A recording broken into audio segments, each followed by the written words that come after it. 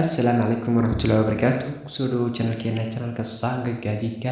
Muuqaalkeena maanta waxay ku wadaagi doonaa 10 baabuur ee adduunka loogu talagalay rafka ama off-roadka ama meelaha jeer qarada jeexa ah.